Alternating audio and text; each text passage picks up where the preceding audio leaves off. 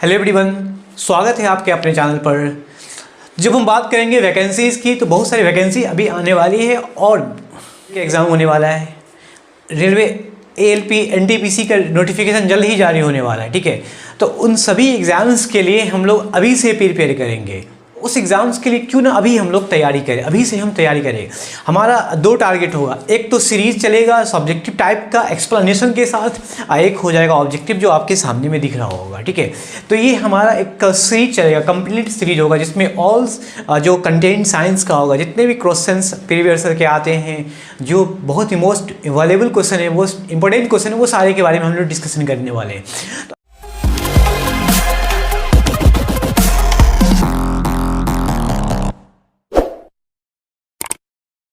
चलो अब हम लोग डिस्कशन कर लेते हैं पहला क्वेश्चन। तो पहला क्वेश्चन हमारे सामने दिया हुआ है। पहला क्वेश्चन क्या लिखा हुआ है, किसी पदार्थ का प्रतिरोध निर्भर करता है ना, डिपेंडेंट करता है। रेजिस्टेंस ऑफ मटेरियल डिपेंड्स, किस पे डिपेंड करता है? तो आपके सामने सभी ऑप्शन दिया हुआ है। चालक की लंबाई पर, इसकी लंबाई पर निर्भर करेगा, या अनुप्रस्थ काट क्षेत्रफल पर निर्भर करता है, या इसके पदार्थ के प्रकार पर, या इनमें सभी पर। सही ऑप्शन आपको फटाफट बताना है, सही ऑप्शन क्या होगा, ठीक है। और साथ साथ ये बताना है कि एक्चुअल में जो चालक का प्रतिरोध किन किन बातों पर निर्भर तो करता ही है, किन पर निर्भर नहीं करता है।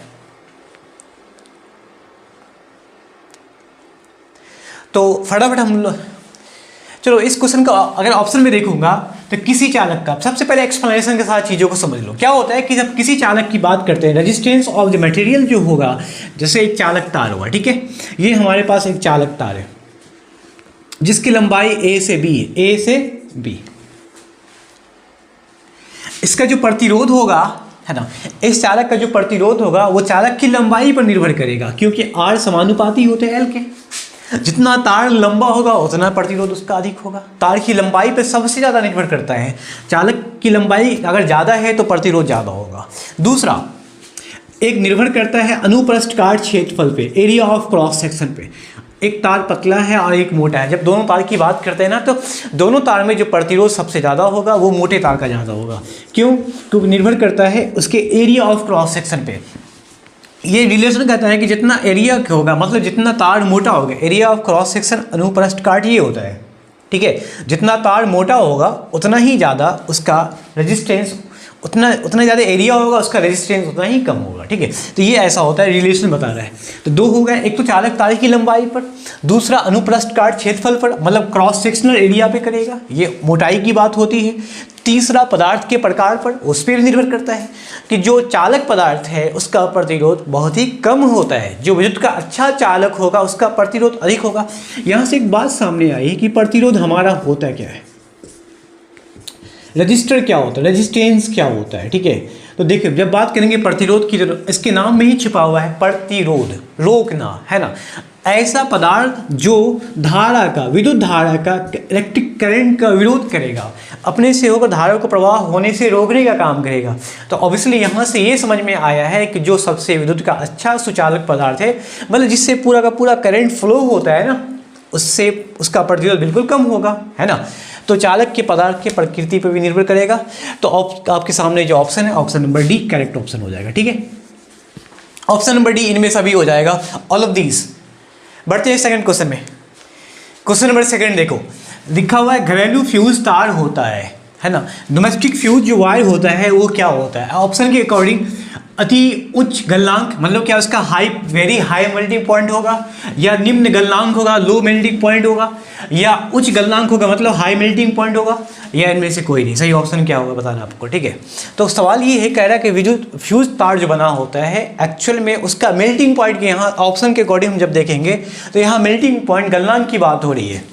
देखो, फ्यूज तार क्या होता है, सबके घर में फ्यूज तार लगे होते हैं ना। फ्यूज तार का काम क्या होता है कि अगर परिपथ में अचानक से धारा का मान बढ़ जाएगा, है ना, ऐसा होता है ना कि परिपथ में फ्यूज तार लगा हुआ है, परिपथ में धारा का मान अचानक से बढ़ गया, करंट एकदम से करंट की जो वैल्यू होगी वो एकदम से बढ़ जाएगी। या तो ऐसी फिनोमेना शॉर्ट सर्किट की वजह से हो सकता है या ओवरलोडिंग की वजह से हो सकता है। शॉर्ट सर्किट कंडीशन में क्या होता है, ध्यान रखिएगा, शॉर्ट सर्किट में क्या होता है कि जब दो तार आपस में कनेक्ट हो जाए, टच हो जाए, चाहे वो प्लस और माइनस होगा, ठीक है, दो तार आपस में कनेक्ट हो जाए तो उसको बोलते हैं हम अतिभारण। और एक वो होता है ओवरलोडिंग। ओवरलोड का अर्थ हो गया कि एक बहुत ही कम पावर क्षमता वाले तार पर अधिक क्षमता वाले हम तार को, ये उपकरण को जोड़ देते हैं, वो होता है आपका क्या, ओवरलोड, मतलब अतिभारण। ये दोनों कंडीशन में ऐसा हो सकता है कि उस परिपथ में अचानक धारा का मान बढ़ जाएगा, परिपथ में लगे दूसरा उपकरण, चाहे वो बल्ब हो, पंखा हो, वो खराब हो सकता है। तो उससे बचाने के लिए हम क्या करते हैं, परिपथ में शुरू में मतलब मेन, एक तो होता है मेन फ्यूज होता है, एक होता है हर सर्किट में लगा होता है फ्यूज, तो उस फ्यूज में लगा देते हैं फ्यूज तार। आपको पता होगा फ्यूज तार कभी देखा, बहुत पतला होगा, है ना, इतना पतला होता है कि अगर थोड़ा सा भी धारा का मान बढ़ जाए, देखो कॉन्सेप्ट इसी में छिपा हुआ है, थोड़ा सा भी धारा का मान बढ़ जाए तार टूट जाएगा। तार टूटने का अर्थ क्या हुआ कि इसका गलनांक कम है ना, गलनांक कम है तभी तो टूटेगा। जब तार का गलनांक कम है मतलब लो मेल्टिंग पॉइंट, जितना कम गलनांक होगा उतना ज़्यादा तार जल्दी से टूट जाएगा। इसीलिए क्या होता है, निम्न गलनांक होता है ना, लो मेल्टिंग पॉइंट होता है। जब हाँ यहाँ पे एक एडिशनल इन्फॉर्मेशन की हम बात करते हैं, फ्यूज़ तार की बात करेंगे, तो फ्यूज़ तार का याद रखिएगा, फ्यूज़ तार एक ऐसा तार होता है जिसका जो मेल्टिंग पॉइंट होगा, गलनांक जो होगा वो कम होगा, है ना, गलनांक क्या होगा, कम होगा, ठीक है। लेकिन प्रतिरोधकता की हम बात करते हैं, रजिस्टिविटी क्या होगा, इसकी प्रतिरोधकता क्या होती है, इसकी प्रतिरोधकता की बात करते हैं तो प्रतिरोधकता क्या होगा। ऑब्वियसली जब हम बात करेंगे तो करंट कम फ्लो होगा, नहीं, करंट क्या होता है, करंट क्या होगा, देखो ये हीट करेगा, तो हीट कब करेगा भाई, जल्दी गर्म कब होगा भाई, जब इसका प्रतिरोध ज़्यादा होगा। तो इस टाइम पे जब इसका प्रतिरोध हाई होगा, ठीक है, जब प्रतिरोध हाई होगा, प्रतिरोधकता हाई होता है, रजिस्टिविटी हाई होता है, तो करंट को रोकने का काम करेगा। सारा का सारा करंट फ्यूज तार के अंदर में समावेश हो जाएगा, उसको जल्दी से गलाने में मदद मिलेगा, ठीक है।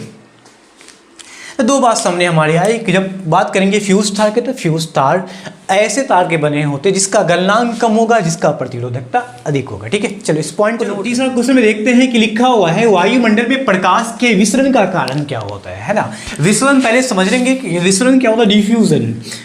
वायुमंडल में प्रकाश के विसरण का कारण क्या है, कार्बन डाइऑक्साइड होता है, क्या धूल कण होते हैं मतलब डस्ट पार्टिकल्स, या हीलियम गैस होते हैं, या वाटर वेपर मतलब जलवाष्प होते हैं। सही ऑप्शन आपको बताना है कि इनमें से किन चारों की वजह से प्रकाश का जो डिफ्यूज़न होता है, मतलब विसरण, फैलाव होता है, वो सबसे ज़्यादा होता है। फटाफट आपको बताना है कि इसकी वजह से होगा और वो क्या, मतलब किस पदार्थ की वजह से ऐसा होता है।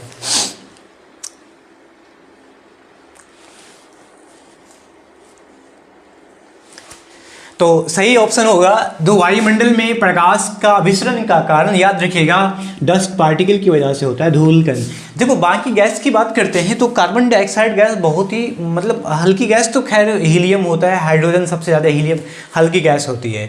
कार्बन डाइऑक्साइड, हीलियम और जलवाष्प जो गैस के मतलब इन गैस के जो कण होते हैं बहुत छोटे छोटे होते हैं, उनकी तुलना में जो धूल कण होते हैं मतलब डस्ट पार्टिकल्स होते हैं वो मोटे होते हैं, आकार में थोड़ा सा बड़े होते हैं। तो क्या होता है कि एक प्रोसेस होता है जिसका नाम आपने सुना होगा डिस्पर्सन, है ना, डिस्पर्सन इट मीन्स प्रकीर्णन। ये एक प्रोसेस होता है, घटना होती है हमारे वायुमंडल में, एटमॉस्फेयर में, कि अगर किसी पार्टिकल्स पे, किसी भी धूल कण, किसी भी कण पे प्रकाश, अगर लाइट जो है वो पे आपतित होकर मतलब इंसिडेंट होता है तो ऑल डायरेक्शन में ये क्या होता है, डिस्पर्स हो जाता है, फैल जाता है ना। तो ऐसी घटना डिस्पर्सन कहता है। डिस्पर्सन के कारण ही हमें लाइट दिखाई देता है, चारों ओर फैला हुआ दिखाई देता है, कहीं पे सनलाइट डायरेक्ट नहीं पहुंचा वहां तक भी हमें रोशनी दिखाई देगा। डिस्पर्सन की वजह से जो अल्ट्रावायलेट रेज होते हैं जिसमें 7 कलर्स होते हैं, उसमें जो ब्लू रंग होगा, नीला रंग होगा, उसका प्रकीर्णन सबसे ज़्यादा, उसका डिस्पर्सन सबसे ज़्यादा होता है, इसलिए आकाश हमें नीला दिखाई देता है ना। आकाश अगर पूछा जाएगा आपको, अगर आपको क्वेश्चन पूछा जाए कि प्रकाश का नीला रंग किसकी वजह से दिखाई देता है, तो प्रकाश का नीला रंग किसकी वजह से दिखाई देगा, तो याद रखिएगा प्रकीर्णन के कारण, है ना। प्रकाश का नीला रंग जो होगा, ब्लू रंग होगा, स्काई ब्लू जो दिखाई देगा, sky blue due to dispersion of light, due to dispersion of light. तो यहाँ पर दोनों फिनोमेना लाइक डिस्पर्सन हो या मतलब परिकीर्णन हो या आपका कह सकते हैं डिफ्यूज़न हो, विसरण हो, दोनों फिनोमेना मतलब एक जैसे मिलते जुलते हैं। तो ऑप्शन होगा आपका क्या, बी होगा, क्योंकि धूल कण जो होते हैं वो कणों का आकार बड़ा होता है। जब कणों का आकार बहुत ही ज़्यादा छोटा होगा, इतना बारीक होगा, इतना छोटा होगा, पार जो लाइट्स होगी वो पूरी की पूरी लाइट निकल जाएगी, है ना। लेकिन जो अगर कणों का आकार बड़ा है, पार्टिकल्स का जो साइज़ है वो अगर वो बड़ा है तो लाइट क्या होता है, किसी पर पड़ता है और सभी दिशाओं में, ऑल डायरेक्शन में ये क्या होता है, फैल जाता है। ठीक है। लेकिन हम जब बात करेंगे स्पेस में जो रहने वाले यात्री है, अगर वो आकाश को देखेगा, आसमान को देखेगा तो उसको काला दिखाई देगा। ठीक है। उसके आकाश कैसे दिखाई देगा, उसे आसमान दिखाई देगा काला। इसका क्या रीज़न है, क्योंकि वैक्यूम में मतलब निर्वात में कोई एयर नहीं होता, नो एयर, वहाँ डिस्पर्सन भी नहीं होगा, वहाँ एयर भी नहीं होगा, है ना, और वहाँ डिस्पर्सन भी नहीं होगा, है ना, वहाँ जो 7 रंगों की प्रकाश होती है उसका डिस्पर्सन भी नहीं होगा। तो ये घटनाएं वहाँ होती ही नहीं है, क्योंकि वहाँ वैक्यूम नहीं है, वहाँ हवा है नहीं, वहाँ वैक्यूम है, हवा नहीं है ना, वैक्यूम तो है। तो इस वजह से वहाँ के यात्री को काला दिखाई देगा, क्योंकि जब प्रकाश जब सीधा आएगा तो ऑब्वियसली डिस्पर्सन जो है वो हमारे वायुमंडल में ज़्यादा हो रहा है, क्योंकि हमारे वायुमंडल में ये सारे गैस पाए जाते हैं, धूल कण भी पाए जाते हैं, इन वजह से डिस्पर्सन होता है। अगर धूल कण ना हो तो डिस्पर्सन की घटना बहुत ही कम होता है, डिफ्यूजन की घटना कम होती है। ठीक है, चलिए बढ़ते हैं क्वेश्चन नंबर 4 में। क्वेश्चन नंबर 4 में बहुत ही अच्छा क्वेश्चन है, आप शायद आपको पता भी होगा, लिखा हुआ है कि निम्नलिखित में किसने सबसे पहले यह बताया था पृथ्वी गोल है, अरस्तु या कॉर्पिनकस या टॉलमी या एस्ट्रोबो, है ना। एरिस्टोटल बताया, कॉर्पिनकस बताया, टॉलनी बताया या एस्ट्रोबो बताया। सही ऑप्शन बताना क्या होगा। तो बहुत इजी क्वेश्चन है, आपको पता होगा। इसका सही ऑप्शन होगा क्या, अरिस्टोटल, अरस्तु होगा। ठीक है, अरस्तु ने बताया है कि पृथ्वी गोल है। देखो एक्चुअली जब विचार की बात करते हैं, देखो अरस्तु ने पृथ्वी गोल होने की बताया, चलो ठीक है, लेकिन 4वीं शताब्दी में, है ना, 4वीं शताब्दी में, 4th सेंचुरी में की बात करते हैं, तो इन शताब्दी में विचार रखा है पृथ्वी गोल होने का। एक तो होता है विचार रखना, एक होता है बताना। तो विचार जो सबसे पहला था वो किसका विचार था, है ना, पहला विचार किसका था, याद रखिएगा। तो 4वीं शताब्दी में जो पहला विचार था वो था अरिस्टोथनीज, है ना, अरिस्टोथनीज का विचार था। अब ये वर्ड याद रखिएगा, कई बार एग्जाम में पूछे जाते हैं। अरिस्टोथनीज का पहला विचार था 4वीं शताब्दी में कि पृथ्वी गोल है, लेकिन पृथ्वी गोल होने का पूरा परिणाम दिया है वो है आपका क्या, अरस्तु। ठीक है, चलिए 5th में आते हैं, क्वेश्चन नंबर 5 में।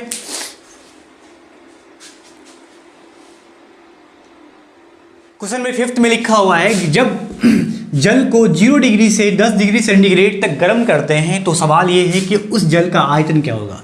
एक्चुअल में इसको गर्म कर रहे हैं, है ना, जल को, पानी को गर्म करते हैं। पहली बात कि पानी यहाँ गर्म हो रहा है 0 से 10 डिग्री सेंटीग्रेड पर। अच्छा ये बताइए कि पानी जो है 0 डिग्री सेंटीग्रेड पर किस अवस्था में पाया जाता है, फटाफट कमेंट करके बताएं। मैं 10 सेकंड का आपको टाइम देता हूँ, 10 सेकंड के अंदर बताएं क्या होगा। यहाँ पानी जो 0 डिग्री सेंटीग्रेड पर किस अवस्था में पाए, 3 अवस्थाएं होती है, सबको पता है, ठोस, द्रव और गैस, है ना। जो पानी होता है, टाइम सब, जल 0 डिग्री सेंटीग्रेड पर, पानी जो 0 डिग्री सेंटीग्रेड पर ठोस अवस्था में पाए जाते हैं, किस रूप में, तो याद रखिएगा वो बर्फ़ के रूप में। ठीक है, बर्फ़ के रूप में पाए जाते हैं। जल 0 डिग्री सेंटीग्रेड पे ठोस अवस्था में बर्फ़ के रूप में पाए जाते हैं, है ना। मतलब यहाँ बर्फ़ का गलनांक जो होगा, क्योंकि बर्फ़ बनेगा तो बर्फ़ का जो गलनांक होगा उस टाइम पर, मेल्टिंग पॉइंट जो होगा बर्फ़ का, वो क्या होगा, तो याद रखिएगा बर्फ़ का गलनांक 0 डिग्री सेंटीग्रेड है ना। मेल्टिंग पॉइंट क्या होता है, आइस का 0 डिग्री सेंटीग्रेड, इसको हम 32 फ़ारेनहाइट भी कह सकते हैं, है ना।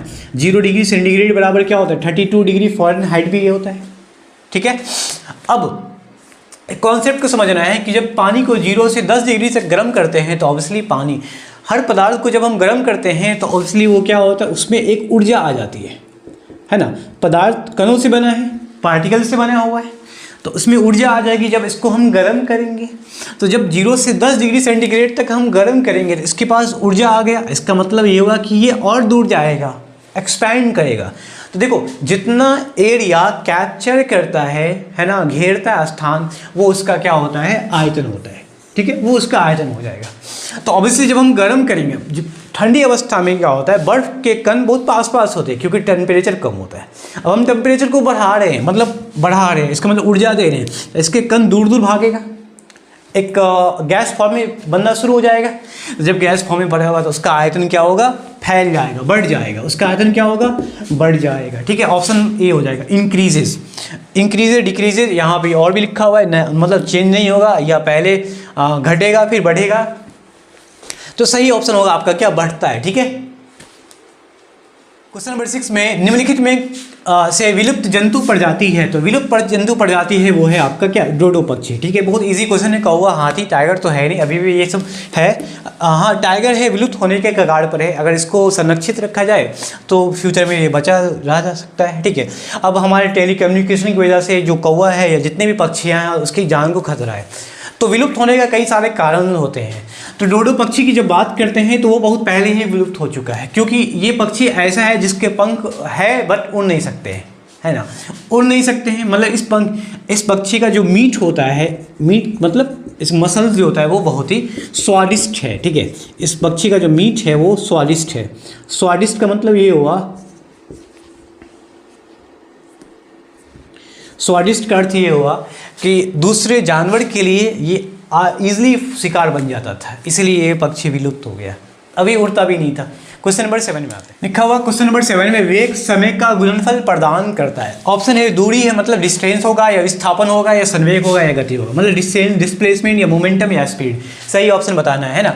वेग गुणे समय, मतलब दोनों साथ में दिया हुआ है, वेग और समय एक्चुअल में यहाँ पे होना चाहिए, वेग और समय होना चाहिए, है ना। वेलोसिटी गिव्स द प्रोडक्ट, यहाँ velocity and time, velocity and time gives the product of,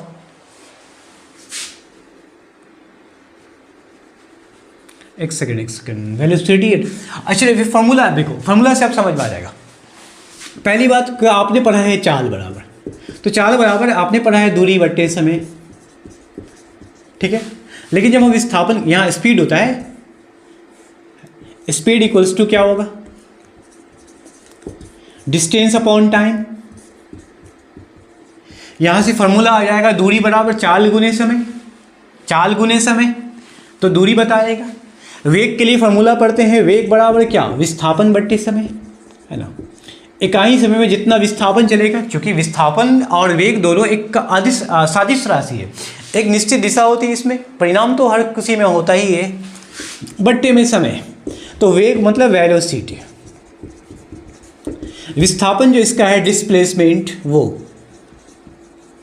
है ना, अपॉन में क्या, टाइम।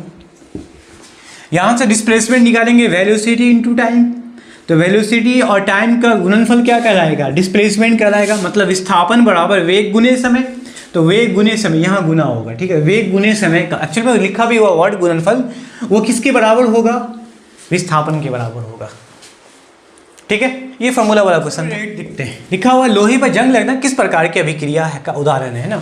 लोहे पे जंग लगना किस प्रकार की अभिक्रिया का उदाहरण है, का मतलब रस्ट जो होता है, आयरन पे जो रस्ट लगेगा वो किस टाइप का रिएक्शन होगा आपको बताना है।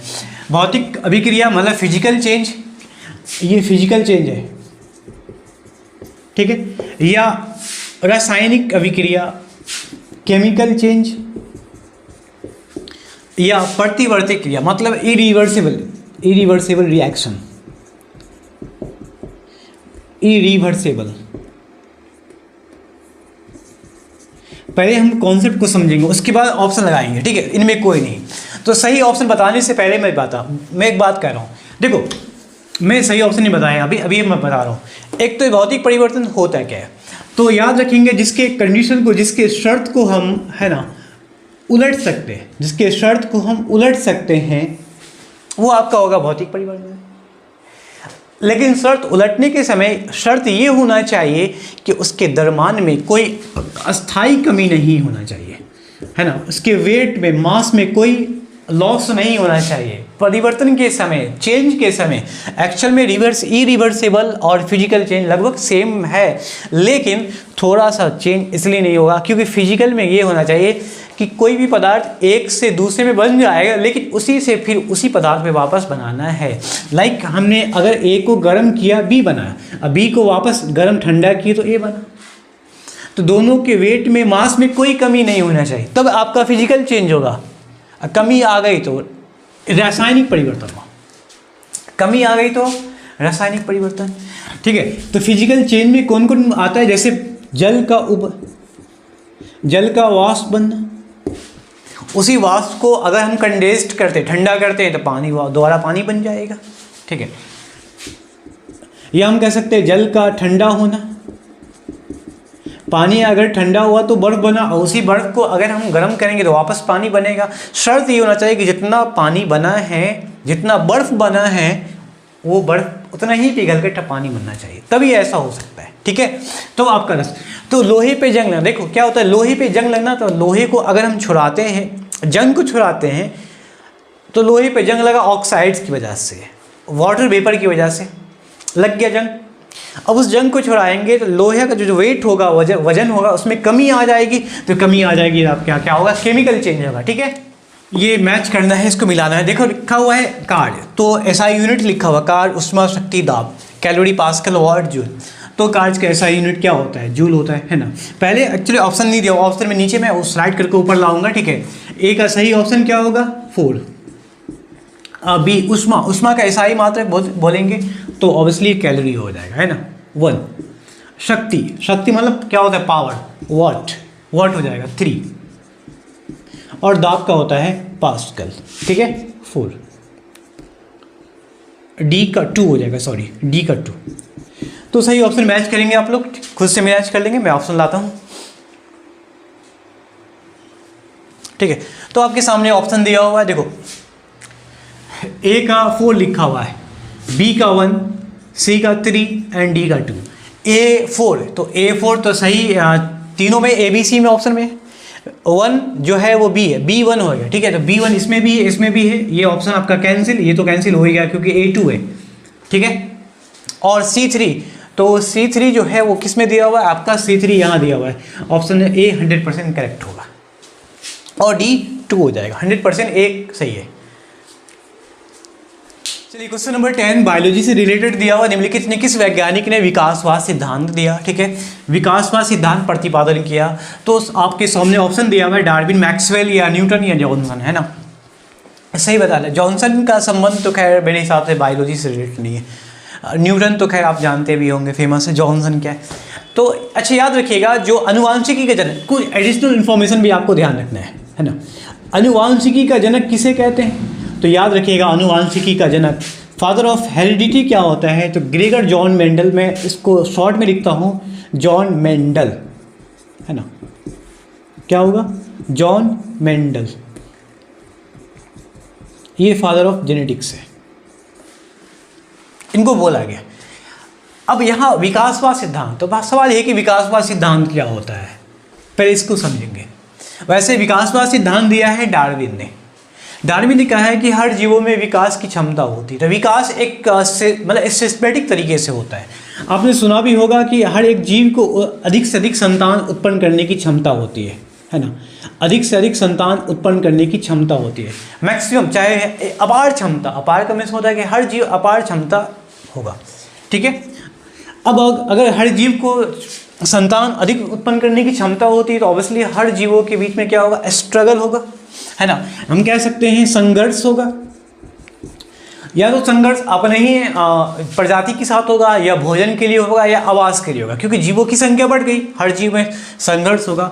एक्चुअल में डार्विन ने ये बताया कि जीवों में विकासवाद, पहले पृथ्वी पर जीवन की उत्पत्ति हुई कैसे, अगर वो जीवन की उत्पत्ति हो गई तो जीव आया कैसे, कैसे एक जीव से अनेक जीव बन गया, क्या सभी का पूर्वज एक है, उन्होंने ये बताना चाहा। लेकिन अब देखते हैं कि क्या है, उन्होंने उनका पहला सिद्धांत है कि हर जीवों में अधिक से अधिक संतान उत्पन्न कर सकता है, और हर जीवों के बीच में क्या होगा, स्ट्रगल होगा, भोजन के लिए हो सकता है, या नहीं तो आवास के लिए हो सकता है, या दूसरे प्रजाति के लिए हो सकता है, दूसरे प्रजाति के साथ हो सकता है।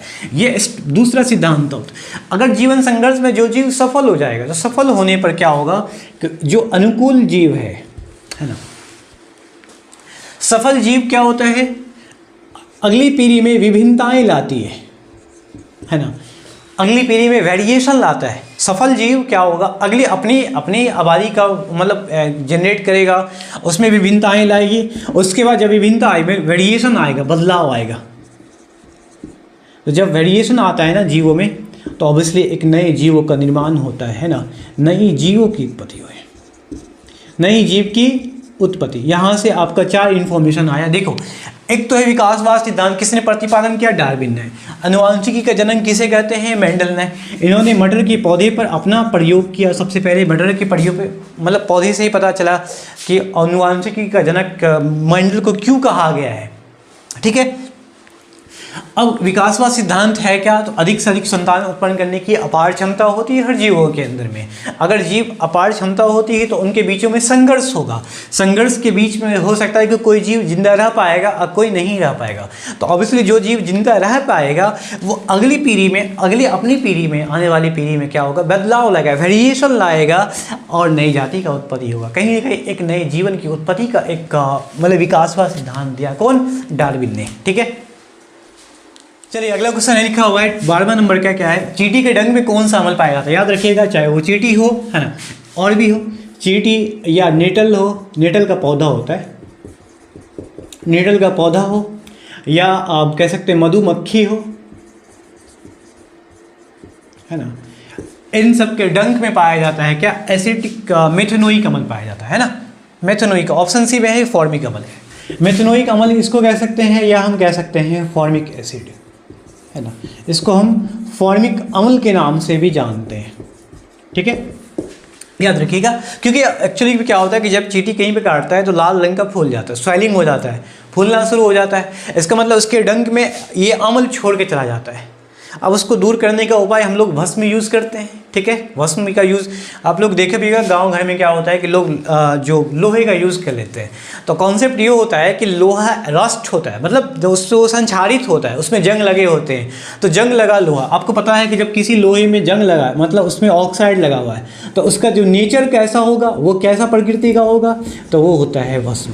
तो मधुमक्खी, चींटी या कह सकते हैं नेटल का पौधा, इनमें अगर अम्ल पाए जाते हैं तो अम्ल को दूर करने का काम कौन करेगा, भस्म करेगा, जो कि ऑक्साइड भस्म होते हैं। अभी लोग कॉन्सेप्ट ये है एक्चुअल में, ठीक है, बात समझ में आ गई ना।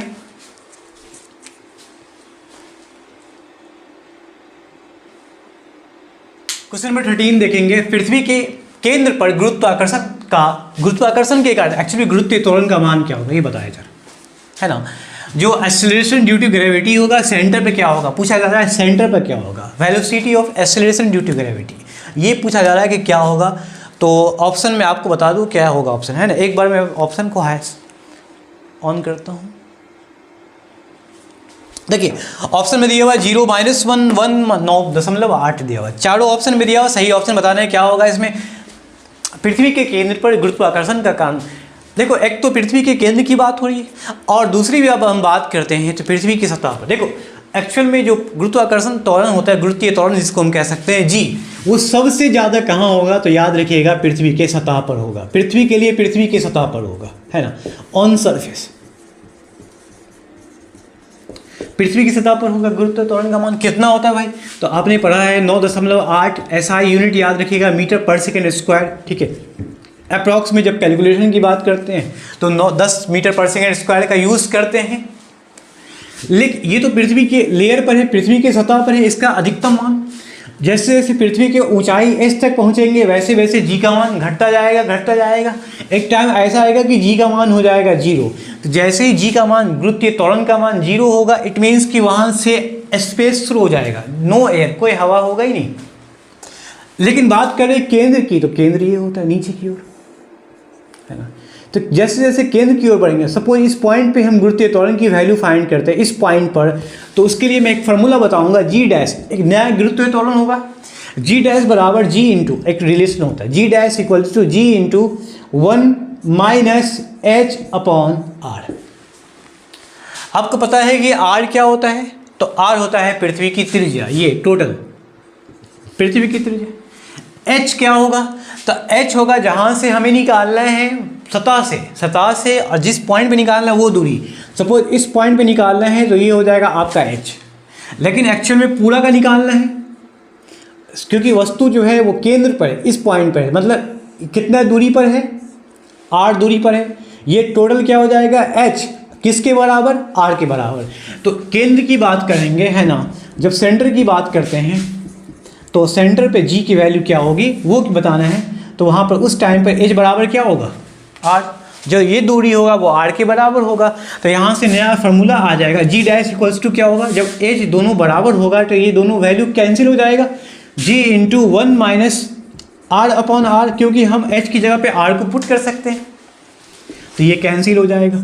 तो जी डैश इक्वल्स टू क्या हुआ, जी इंटू 1 माइनस 1, तो 1 माइनस 1 क्या हो गया आपका, zero, g dash equal to zero, तो यहाँ से आ गया जी डैश की वैल्यू क्या आ गया, जीरो, है ना। तो याद रखिएगा, तो पृथ्वी के सेंटर पर जो गुरुत्वीय त्वरण का मान होता है वो जीरो होता है।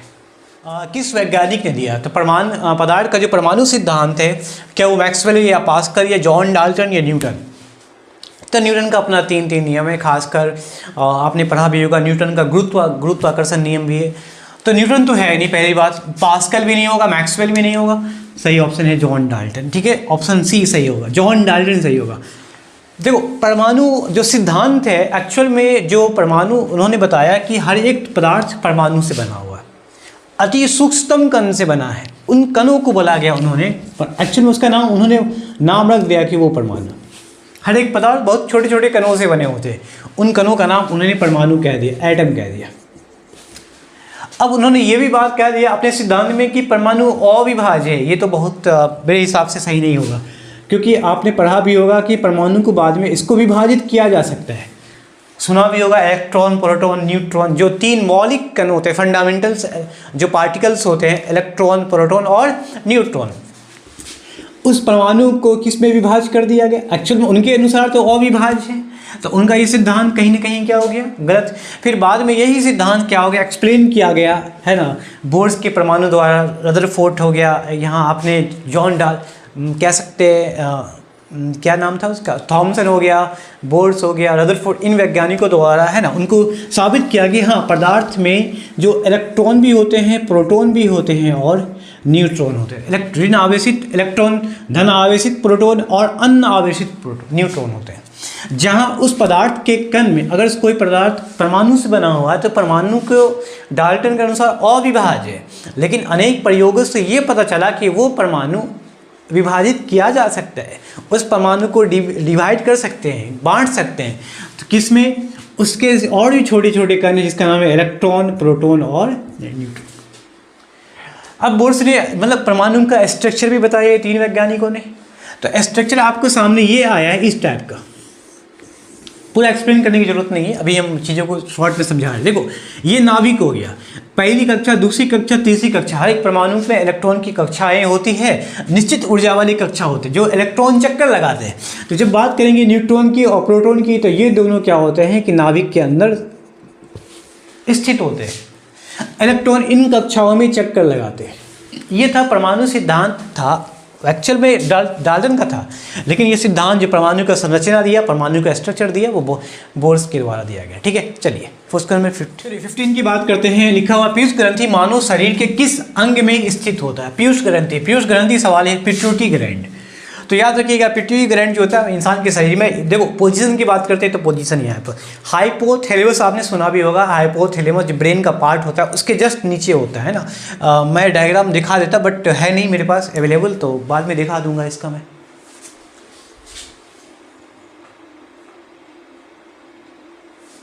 ठीक है, तो पिट्यूटरी ग्रंथि इस पोर्शन पर, हाँ ये क्या होता है एक्चुअल में, बहुत सारे शरीर में अंतःस्रावी ग्रंथि होती है, इंडोक्राइन ग्लैंड्स पाए जाते हैं, बहुत सारे होते हैं, लगभग 7, 8, 9, 10 इस तरह से पाए जाते हैं। तो उन सभी ग्लैंड्स को कंट्रोल, एक्चुअल में जो इससे निकलने वाला जो हार्मोन होगा, है ना, इससे निकलने वाला जो हार्मोन है वो हार्मोन सभी ग्रंथियों को कंट्रोल करेगा। इससे निकलने वाला हार्मोन एक तो है वृद्धि हार्मोन, जो शरीर में वृद्धि को मतलब बढ़ाएगा, ठीक है। एक तो होता है ऑक्सीटोसिन, ऑक्सीटोसिन, इसका ये हार्मोन अलग से जानवरों में दिया जाता है ताकि वो दूध ज़्यादा से ज़्यादा। ऑक्सीटोसिन हार्मोन का काम क्या होता है कि दूध का स्राव ज़्यादा होगा, शरीर में दूध बनाने की कोशिश, तो खासकर ये जानवरों के शरीर में ज़्यादा दिया। और प्रोलैक्टिन, प्रोलैक्टिन ये हार्मोन, तो ये हार्मोन इन ग्रंथि से स्रावित होता है। और साथ साथ ये और भी हार्मोन्स होते हैं जो पूरे और भी ग्रंथि को, लाइक थायराइड ग्रंथि, पैराथायराइड हो गया, अग्न्याश ग्रंथि हो गया, है ना, एडिनल ग्रंथि हो गया, अधिविक ग्रंथि हो गया, आपका जनन ग्रंथि हो गया, तो इन सभी ग्रंथि को कंट्रोल करने का काम करेगा। मतलब मास्टर ग्रंथि होता है एक्चुअल में, इसको जब बोला जाएगा तो पुरुष ग्रंथि को, तो ये होता है मास्टर ग्रंथि, सभी ग्रंथियों का मास्टर होता है। ठीक है, किस ग्रंथि को मास्टर ग्रंथि कहते हैं तो याद रखिएगा पिट्यूटरी ग्लैंड को, मतलब पीयूष ग्रंथि को। ठीक है, चलिए क्वेश्चन नंबर 16 में देखेंगे हमारे वायुमंडल में ऑक्सीजन की मात्रा लगभग कितना होगा। तो ऑक्सीजन की मात्रा होगा, जो अप्रॉक्सीमेट अमाउंट ऑफ ऑक्सीजन है हमारे एटमॉस्फेयर में, वो कितना होगा। तो आपके सामने ऑप्शन दिया हुआ है 0.3, अच्छा बी यहाँ शिफ्ट हो गया 0.03%। ठीक है, और सी में दिया 3%, 21%। तो ऑक्सीजन की बात करेंगे तो ऑक्सीजन है आपका कितना 21%, जिसकी वजह से हम लोग सांस लेते हैं, है ना। ऑक्सीजन की वजह से पर्यावरण क्या होता है, जो बैलेंस बना होता है इन्वायरमेंट। मैं कुछ डायग्राम आपको दिखाऊंगा, कुछ और भी गैसेज हैं जो परसेंटेज जो होता है कितना पाए जाते हैं। ठीक है, आप लोग देखो एक बार फटाफट।